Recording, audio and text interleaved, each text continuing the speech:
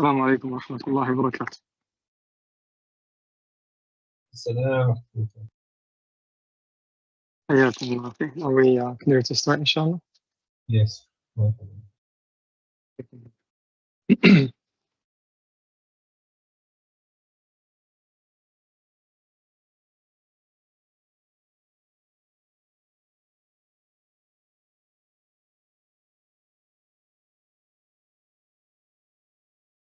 إن الحمد لله نحمده ونستعينه ونستغفره ونعوذ بالله من شرور أنفسنا ومن سيئات أعمالنا.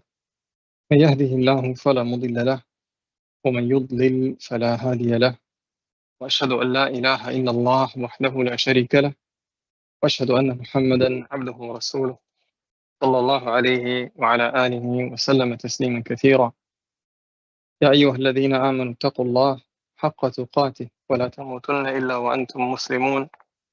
يا أيها الناس اتقوا ربكم الذي خلقكم من نفس واحدة وخلق منها زوجها وبث منهما رجالا كثيرا ونساء، واتقوا الله الذي تساءلون به والأرحام إن الله كان عليكم رقيبا.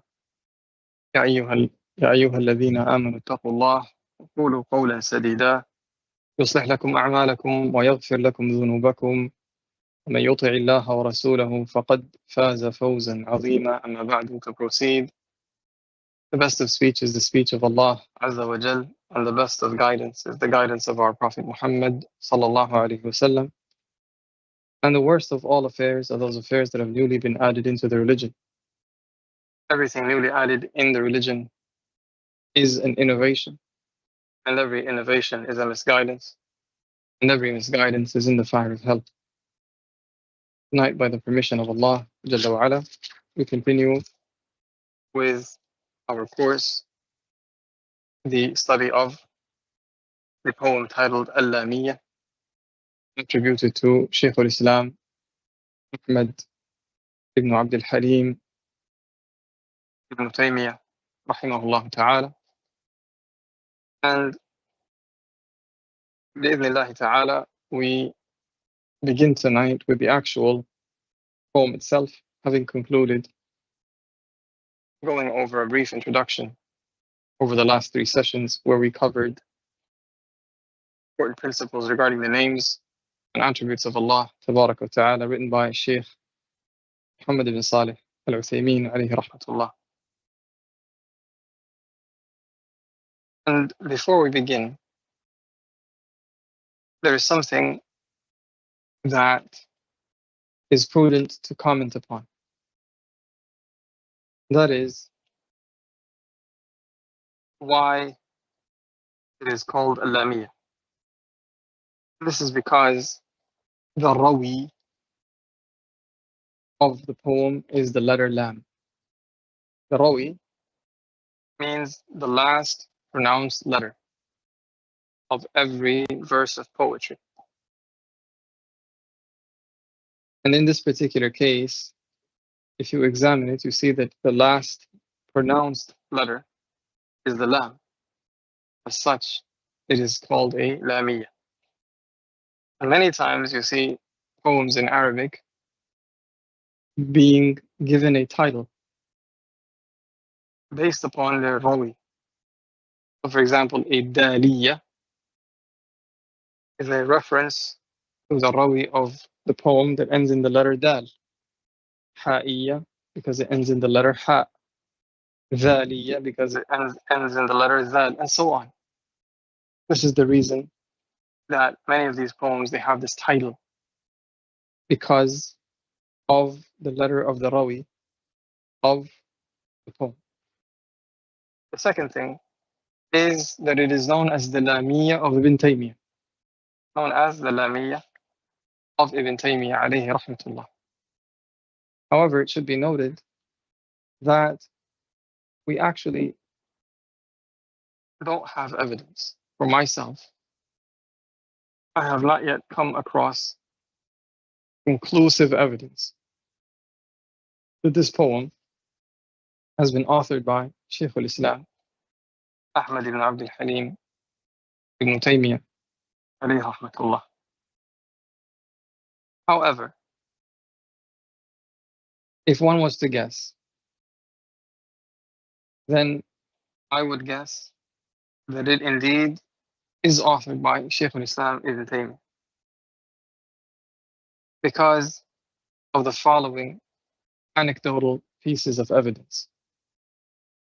Number one, that all the people of knowledge that have spoken about this poem have either attributed it to him with certainty or attributed it to him with doubt. In other words, none of them has attributed it to other than Shaykh al-Islam Ibn Taymīyyah. No one has said the author is so-and-so, besides Ibn Taymīyyah. They all said Ibn Taymīyyah. Some they said it with certainty, and some with some measure of doubt. This is number one. Number two is that it was found written, a copy of it was found written and included amidst some of the works of Ibn Taymīyyah. So the place and the location where it was found indicates that it is one of the works of the same author, alayhi rahmatullah. Another piece of evidence that makes us lean in the direction of saying that this is indeed written by Ibn Taymīyyah is that in Majmu' al-Fatawa of Shaykh al-Islam Ibn Taymīyyah, one of its lines was mentioned, and that is the line that ends in the words وَإِذَا اسْتَدَلَّ يَقُولُ قَالَ الْأَخْطَلُ قُبْحًا لِمَنْ نَبَذَ الْقُرْآنَ وَرَاءَهُ وَإِذَا اسْتَدَلَّ يَقُولُ قَالَ الْأَخْطَلُ. And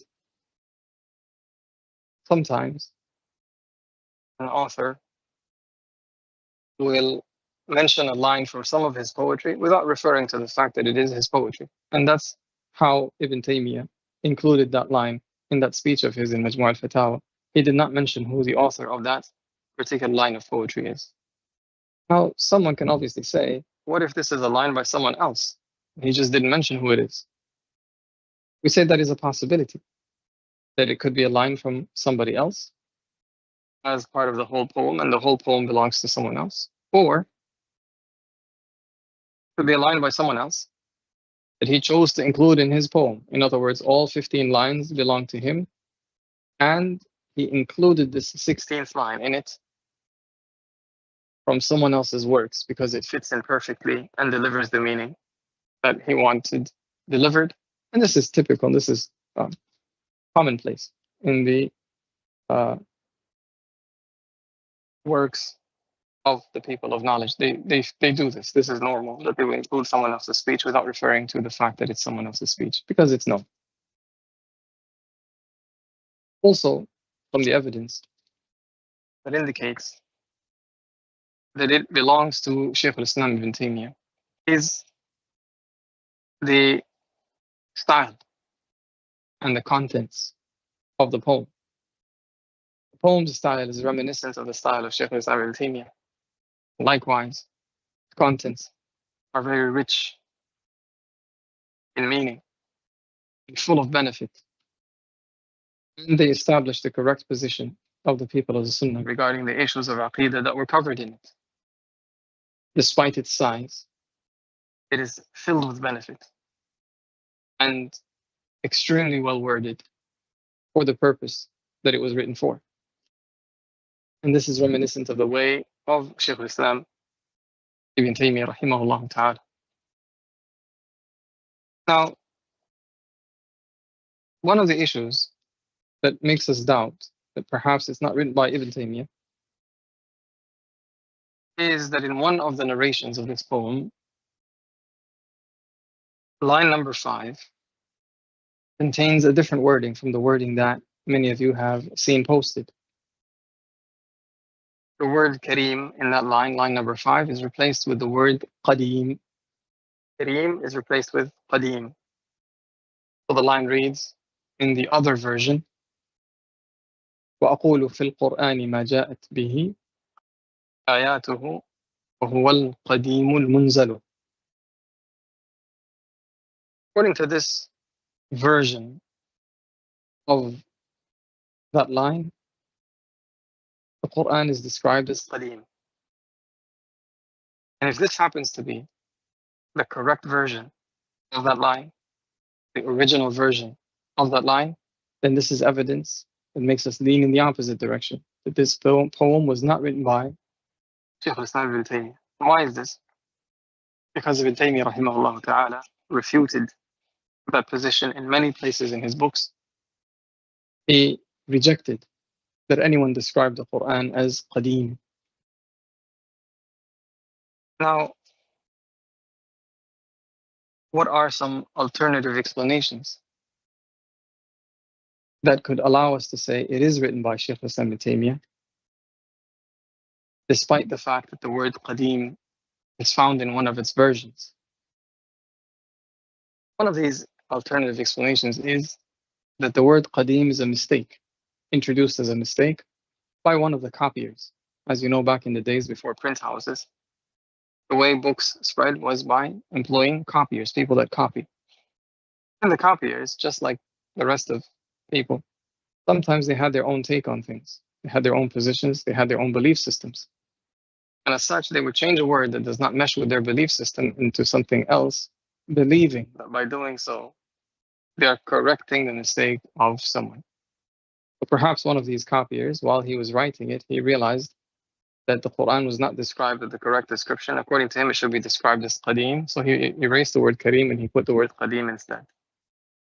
This is one possibility. The other possibility, that this was done completely and solely by mistake.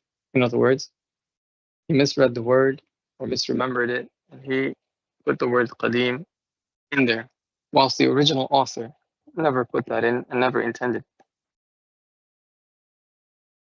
The word qadim, Shaykh al-Islam ibn Taymiyyah rahimahullah ta'ala described it as an innovation, that it is an innovation, a bid'ah, to describe the Quran as al-Qadim. In fact, the people of knowledge have highlighted that the first person to innovate that description of the Quran is Abu Muhammad Abdullah ibn Sa'id ibn Kullab, the founder of the madhab known as al-Kullābīyah. Al-Kullābīyah, this group, the founder of their madhab, is the first one to be known to have described the Quran as qadim. As for Shaykh al-Islam ibn Taymiyyah rahimahullah ta'ala, he's known to have refuted that and stood in the face of that innovation and clarified how it's falsehood. And he showed the proof to clearly present why the Quran would not be described as qadim. And with all of this being said, that line of poetry itself, or that particular line in the poem itself, does not really allow for the word qadim. So another indication that this word has been introduced by someone other than the author.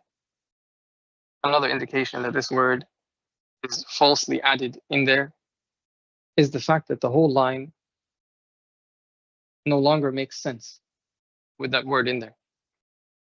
How so?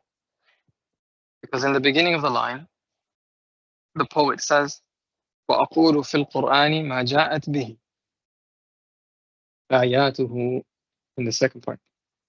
And I say about the Quran that which the verses of the Quran are saying about it. In other words, he's saying, I shall describe the Quran with the description that is found in the Quran. He's going to use the Quran to describe the Quran. So how did Allah describe his book? How did Allah describe his speech, the Quran? He's going to use these words. So he used al-Kareem, al-Munzal. Both of these are words that Allah Jalla fi Ulah has used to describe his book. He described his book as Munzal, sent down, and he described his book as Kareem. For the word al-Qadim, if you try to add it into this line of poetry, the line of poetry no longer makes sense, because where in the Quran do you find the word Qadim being used by Allah to describe his words? Nowhere. So this is further proof that this particular word is added, that it is not truly from the work of the original author. Now, from the indicators as well is the fact that it begins with the words Ya Sa'ili, عن مذهبي وعقيدتي.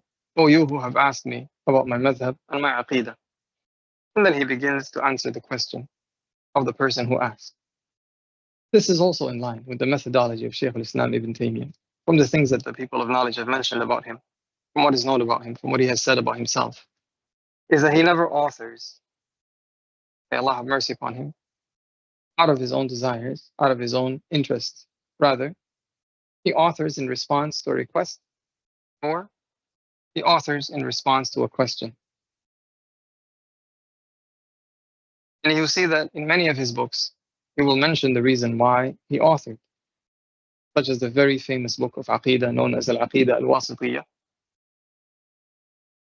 Shaykh al-Islam Taymiyyah mentioned that the reason he wrote it is because a judge from the city of Wasit came to him requesting that he write something in which he clarifies the Aqidah of the people of Islam. And Shaykh al-Islam Taymiyyah declined, and after a great amount of insistence and insisting, the judge finally got his way with Shaykh al-Islam and convinced him to write it. So he wrote it. He wrote it in a single sitting between two prayers. I remember correctly, between Dhuhr and Asr, if I'm not mistaken. So this also is in line with the way and methodology of Shaykh al-Islam Ibn Taymīyyah. And when he authors because he is responding to the request made by someone, or to a question about knowledge and deen that is presented by someone. Shaykh al-Islam Ibn Taymīyyah is also known for his poetic prowess, although it is not very common to find poetry written by Shaykh al-Islam Ibn Taymīyyah, especially when compared to the amount of works that he has produced and the ratio of poetry therein. You find that the poetry is a very small proportion of the total volume of knowledge that he has left behind. However, it does seem that Allah subhanahu wa ta'ala had gifted him with that gift. He definitely was capable of producing poetry at will and with very short notice. Evidence of this is the fact that when he was presented with those lines of poetry, if I remember correctly, 6 lines of poetry, containing some doubts and misconceptions about the belief in the qadr, the belief in destiny, beginning with the words, يَا عُلَمَاءِ الدِّينِ ذِمِّيُّ دِينِكُمْ, all the way to the end of those lines of poetry, where the poet poses as a person with questions about qadr and how he is confused.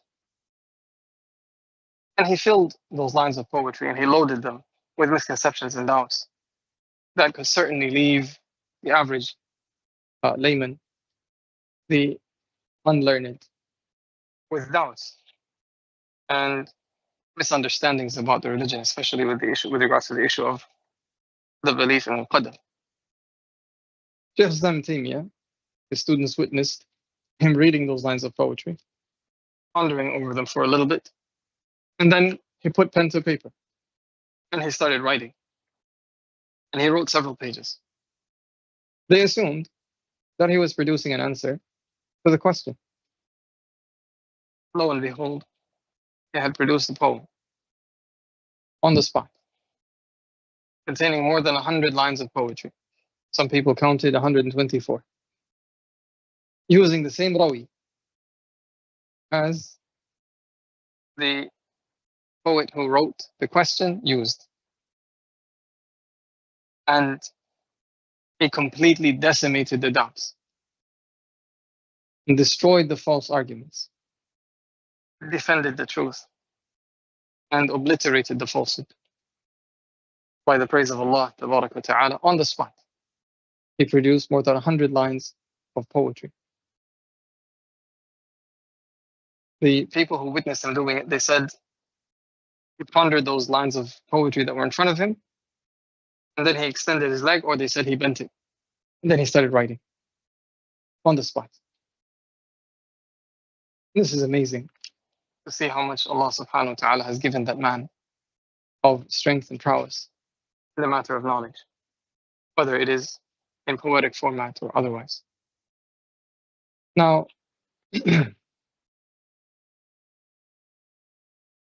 where does this leave us with regards to our position regarding this poem, this Lāmīyah? Someone may say, are we supposed to be very keen on it, given that there is doubt that Shaykh al-Islam is the author? We understand that we have a strong leaning to the fact that it is him that authored it, but what if it's not him? Should we still be very keen on this poem? And my answer to that is yes. We certainly should be.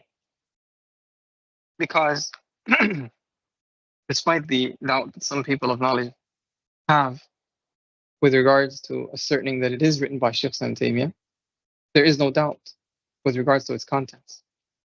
The knowledge found in it is lauded by the people of knowledge. They have received it with warm welcome and high words of praise. Some of the biggest scholars of our era have spent time commenting on it, explaining it, even writing an explanation and publishing it of this poem. Even before our era, scholars have made a point to mention it and praise it. From the oldest of the existing explanations of this poem is the explanation of Ahmad Ibn al-Mardawi, rahimahullah ta'ala. Shaykh Sālih bin al-Fawzān, His Excellence, may Allah preserve him and grant him long life, as a commentary on that explanation. Likewise, Shaykh Abdul Karim al-Khudayr, may Allah preserve him, from the members of the Council of Major Scholars of Saudi Arabia, he has explained it. Shaykh Abdullah ibn Jibreen, may Allah have mercy upon him, he explained it. Shaykh Sālih al-Uthaymīn, may Allah preserve him, he commented on the explanation of Ibn Jibreen. Likewise, from the major scholars of this era, those who have passed away, Shaykh Zayd al-Madkhali, rahimahullah ta'ala, explained it. And from the living scholars, people like Shaykh Abdul Razzaq al-Badr, Shaykh Muhammad Sa'id Aslan, Shaykh Sālih al-Suhaimi, and perhaps others that I'm not aware of. All these people of knowledge have either explained it or commented on someone else's explanation and or authored books in its explanation. I ask Allah to accept from all of them, from the author of this poem, the great amount of knowledge and benefit that they have delivered to the Ummah. Allahumma ameen. With that being said, we begin, in-shā'Allah, with reading from the poem itself and commenting on it, asking Allah Jalla wa Ala to grant us success and to make this knowledge that is beneficial for us, knowledge that is a proof for us, not a proof against us. قال رحمه الله تعالى: يا سائلي عن مذهبي وعقيدتي، رزق الهدى من للهداية يسأل، اسمع كلام محقق في قوله لا ينثني عنه ولا يتبدل. These two lines are the opening lines of the poem, where he begins by addressing the person who the poem is written for. That person appears to be someone who asked him, Ya Sa'ili, or you who asked me. And the question appears to be about Shaykh al-Islam's madhab and aqidah. Madhab means school of thought. Typically, school of thought means the school of thought attributed to one of the famous four jurists, Imam Ahmad, Imam al-Shafi'i, Imam Malik, and Abu Hanifa and Nu'man. May Allah have mercy upon all of them. So this is one possibility, that he's asking him about his madhab in the fiqh, in the practical aspects of the religion, jurisprudence. But given the contents of the aqidah, or the poem I should say, and given the second word that was said additionally, which is aqidati, it appears that he's asking him about his madhab, meaning his methodology. So his aqidah and his manhaj, if you wish. His belief system and his methodology with regards to the deen. We say this based upon the contents of this poem. It clarifies the methodology versus picking a very specific school of thought when it comes to the fiqh. And as for the word al-Aqīdah, Aqīdah is upon the conjugation of fa'ila. Fa'ila. And fa'ila is one of those words that comes with the meaning of maf'ula. With the meaning of maf'ula. Maf'ul in Arabic is that which the verb has occurred upon. That which the verb has occurred upon. To make this very simple, we say akala, past tense verb meaning he ate. Akala. Who is the doer of the verb? Akil. Akil, person doing the eating. But what did the verb occur upon? Something that was eaten. What is that called? It is called ma'kul. Maf'ul. Maf'ul. This is typical. Typically, whatever the verb happened to is called maf'ul. That would be the correct conjugation most of the time. But sometimes we have these different conjugations. This is one of these cases where the conjugation fa'ila indicates the same meaning as maf'ul. So, aqīdah, based upon this, is a reference to that which the belief has happened upon. In other words, to put it more simply, it's a reference to the items that have been embraced as a belief. Aqīdah is a reference to the items of knowledge that have been embraced as a belief. But what is the linguistic origin of Aqīdah? It comes from al-aqd. Al-aqd. What is al-aqd? Al-aqd is to tie. This is why a knot, you have a knot in a rope, it's called a uqdah. Uqdah. So al-aqīdah comes from tying. You tie something, you make a knot. And perhaps this is the same meaning that is observed in the naming of contracts. The contracts are called what? Uqud. Because something has been tied into a knot, has been made into a knot. In fact, Allah subhanahu wa ta'ala, He called the marriage contract uqdatun nikah, the knot of marriage. And it is amazing to see that this particular verbiage and this type of wording is used even in other cultures. In the Western culture, for example, it is very common to see people referring to marriage as tie the knot. Tie the knot. So this meaning is common amongst people of different cultures, different languages. It has crossed the barriers of language. And in this particular case, we are highlighting this to basically say that aqīdah is what you tie your heart upon and you enter into a contract with that is unbreakable. From this, we take a benefit that is of great importance. And we shall see even more evidence of this benefit as we move along. Aqīdah is not a matter in which you should be wishy-washy. Aqīdah is not a matter in which you have options to pick from. Aqīdah is not something that you can take differing positions on. Today it's this and tomorrow it's that. Aqīdah is something that you take seriously and you enter into a contract, a permanent contract with it, where you decide that this is my belief system. And you decide that I'm going to meet Allah with this belief. In other words, once I believe, I will no longer disbelieve. Once I believe, I will no longer change. I'm not open to another belief. This is something that I will take with me to my grave. You tie the knot in your heart upon this belief, and you never let go. It is a matter of certainty. This is why it is of extreme importance to study al-Aqīdah and to become well versed in it. To know the evidences upon which you base your Aqīdah so that you can build your Aqīdah based upon certainty. Knowing that you are upon the correct position and simply not accepting debate in it. Simply not accepting argumentation in it. Simply not accepting that there's any possible other alternative explanation or reinterpretation. Aqīdah is to be taken with firmness and certainty. Then he moves on and he says, رُزِقَ الْهُدَى مَنْ لِلْهِدَايَةِ يَسْأَلُ. May he be granted guidance, the one who asks. for the sake of guidance. Here, the author is highlighting that there are two different types of people who ask these questions. Someone who's asking for guidance,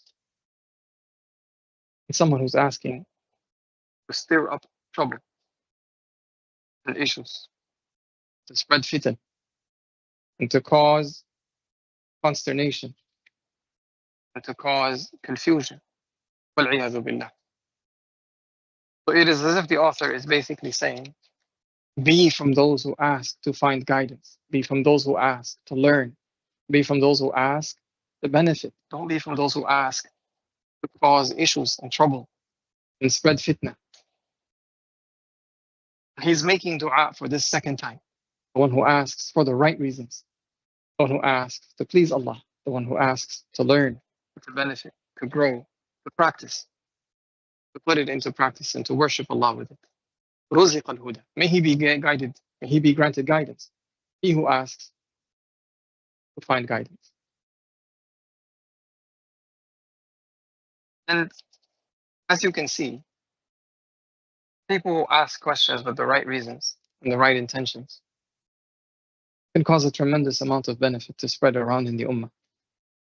Consider the fact that this poem was written as an answer to a question. Look how many people have benefited from it. How many people sat in the classes of the major scholars of the ummah as they explained it and went through it line by line, pointing out its benefits, spreading the knowledge that is found in it. Consider how many people have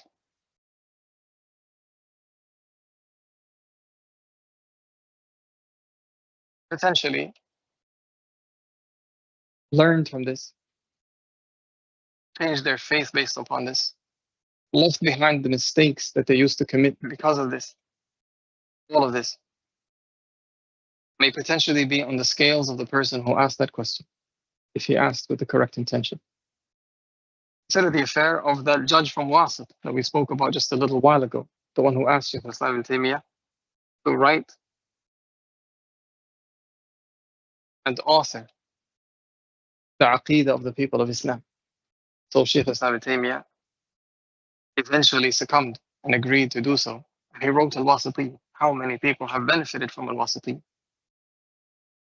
How many people have opened up their eyes to the truth because of the Wasitiyyah? How many innovators returned to the Sunnah because of al-Wasitiyyah? Imagine all of that being on the scales of that judge from Wasit. This is a reminder, not underestimate the effects of questions. Sometimes questions can open up doors of tremendous benefit to the ummah. Muhammad sallallahu alayhi wasallam. Sufficient evidence of this is the fact that in the hadith known as Hadith Jibreel, the Prophet sallallahu alayhi wasallam, he attributed the teaching to Jibreel, although Jibreel did nothing more than ask questions. But it is his questions that taught the ummah its deen. This is Jibreel, he came to teach you your deen, he said sallallahu alayhi wasallam. The entirety of the deen was taught by these questions that brought out the gems of knowledge and wisdom that the Prophet ﷺ shared on that day. Then he goes on to say, اسمع كلام محقق في قوله لا ينثني عنه ولا يتبدل. Listen to the speech of one who is a muhaqqiq in his speech. لا ينثني عنه ولا يتبدل. One who does not turn back from it, walk it back, or change it. The author here is basically saying that he is someone who has arrived at certainty regarding his words. What he is teaching from the aspects of Aqīdah is knowledge that is built upon certainty. It is not doubtful. It is not a work in progress. It is not something that he just started learning and he's simply sharing what he knows so far. No, he's a muhaqqiq, meaning he has gone to the bottom of every single issue that he's talking about.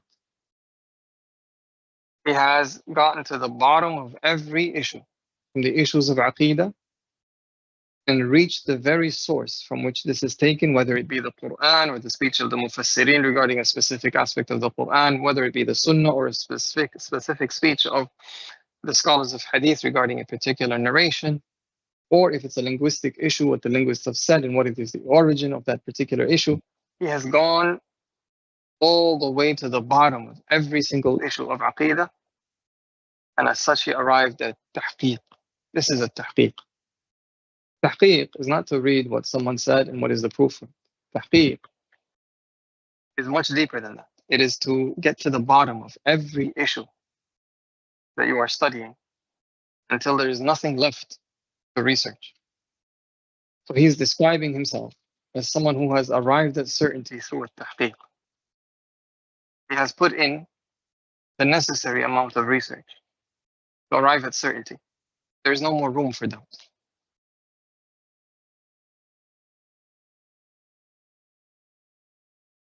When this is the case, it follows logically. لا ينثني عنه ولا يتبدل. He's not going to walk it back, or he's not going to turn away or change from it. Because once you arrive at the truth, there's nothing after the truth but falsehood. So you don't walk it back and you don't change from it. Rather, once you find the truth, you hold on to it. Truth and nail. And you never let it go. This is something that we really need to ponder over. My brothers and sisters, ponder over this. The scholars of Aqidah throughout the history of Islam are known to be extremely firm on their Aqidah.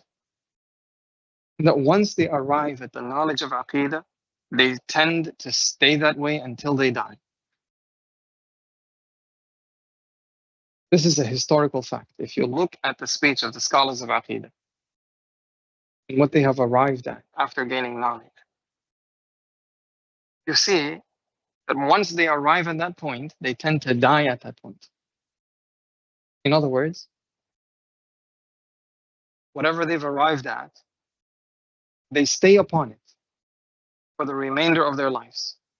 Whether they arrived at this at the age of 20 and they died at the age of 70, they arrived at this at the age of 15, they die at the age of 80, it doesn't matter. They remain firm upon it until the day that they meet Allah Tabarak wa Ta'ala. This is one of the biggest fruits and benefits to be gained from the study of Aqidah. That you become a person who has arrived at tahqiq. Your Aqidah is built upon facts, solid certainty, things that are not debatable, things that you know exactly what is the source, where they have come from. And as such, you have absolutely no room for doubt.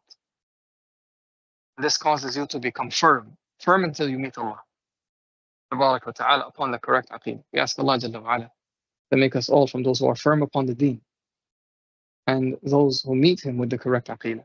Allahumma ameen. Well, someone may pose a question here and say, wouldn't this be described as self-praise? Wouldn't this be described as self-praise? He's describing himself as a muhaqqiq who doesn't change, who doesn't walk back his positions. What would be our answer to this? Allah subhanahu wa ta'ala has forbidden self-praise. فَلَا تُزَكُّوا أَنفُسَكُمْ هُوَ أَعْلَمُ بِمَنِ اتَّقَى. The answer is no. In this particular circumstance, this is not considered self-praise. Rather, this is considered a type of marketing for the truth, type of support of the truth, type of falling to the truth by sharing its benefits and sharing the good results that have emerged because of following the truth. This is in fact following the statement of Allah Jalla wa Ala, وَأَمَّا بِنِعْمَةِ رَبِّكَ فَحَدِّثْ. And as for the blessings of your Lord, do speak of them. This is a type of speaking of the blessings of the Lord Jalla fi Ula. How Allah has blessed him to arrive at this knowledge and this certainty, this tahqiq. And how he's sharing knowledge based upon certainty. You're not taking knowledge from someone that is going to deceive you or trick you. You're taking knowledge from a muhaqqiq who knows what he's talking about.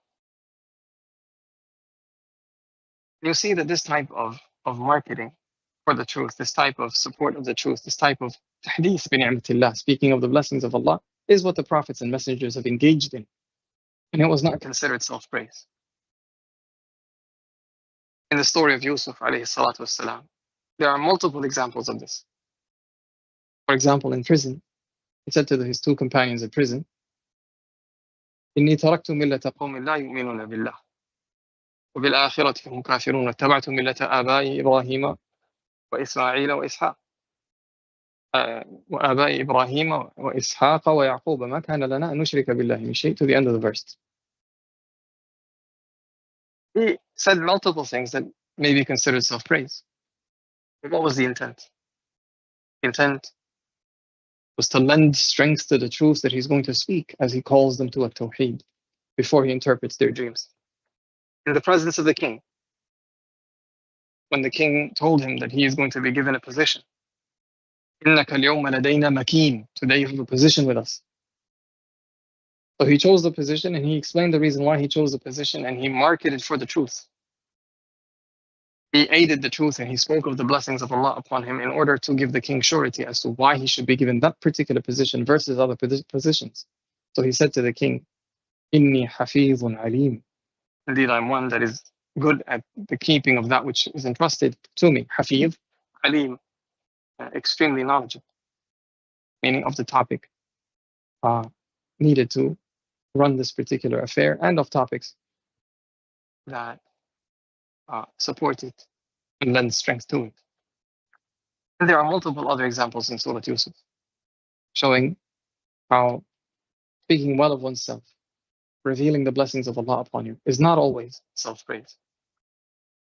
So in this particular case, in this line of poetry, we say the same thing, that the author of this poem did not engage in self-praise. Rather, he marketed for the truth. He said that which brings surety and coolness to the heart of the listener, the heart of the reader of this poem, so that they can take what is found in it and benefit from it, versus looking at it with doubt, looking at it with questioning eyes and wondering if this is indeed correct or incorrect. And this is from the methodology of the people of knowledge when it comes to marketing for the knowledge itself and encouraging the students to take from them. Inshallah, we will pause here, bi'idhnillahi ta'ala. And inshallah, we will pick up from line number 3 the next time around when we meet. And given my circumstances tonight, I'm not going to have time for questions. But bi'idhnillahi ta'ala, any questions that come online through any of our channels, or that are going to be mentioned next time we meet, bi'idhnillah, we will tackle them at that time. جزاكم الله جميعا خيرا وأحسن الله إليكم ونفعنا وإياكم بما نقول ونسمع. صلى الله لنا ولكم الإخلاص في القول والعمل. سبحانك اللهم وبحمدك نشهد أن لا إله إلا أنت نستغفرك ونتوب إليك. صلى اللهم وسلم وبارك وأنعم على عبدك ونبيك محمد وعلى آله وصحبه أجمعين. السلام عليكم ورحمة الله وبركاته.